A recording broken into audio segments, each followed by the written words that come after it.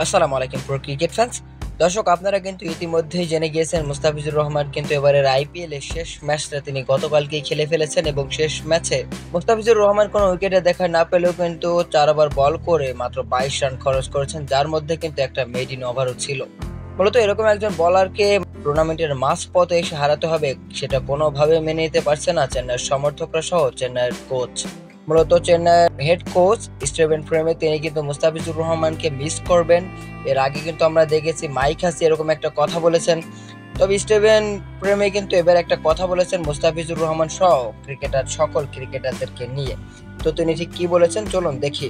তিনি বলেছেন শ্রীলঙ্কার ছেলেরা ভিসার জন্য দেশে ফিরবে, আশা করি তাদের কাজটা দ্রুত শেষ হবে এবং আমরা পরের ম্যাচে তাদের পাবো। রুইচাঁদ টুর্নামেন্টের মাঝপথে অন্তর্ভুক্ত হয়ে ভালো করছে, এই ব্যাপারটা ইতিবাচক। মুস্তাফিজকে হারানোটা হতাশার, বোলিং বিভাগে আসলে অনেক কিছুই ঘটছে। মুস্তাফিজের পারফরম্যান্স আউটস্ট্যান্ডিং। এছাড়াও তিনি মুস্তাফিজুর রহমানকে নিয়ে আরো বলেন, এই কন্ডিশনে সে দুর্দান্ত, বিশেষ করে স্লো উইকেটে সে দারুণ ফর্মে আছে। সে চলে যাচ্ছে, এটা আমাদের জন্য অত্যন্ত হতাশাজনক, তবে অবশ্যই দেশের স্বার্থ আগে। তবে মুস্তাফিজ দারুণ একটা আইপিএল কাটিয়েছে। তো দর্শক, মুস্তাফিজুর রহমান চলে আসায় মুস্তাফিজুর রহমানকে নিয়ে হতাশা প্রকাশ করেছেন চেন্নাইয়ের হেড কোচ স্টিভেন ফ্রেমে। মূলত তার এই কথার পর কিন্তু চেন্নাইয়ের সমর্থকেরা এই কথার সাথে একমত হয়েছেন।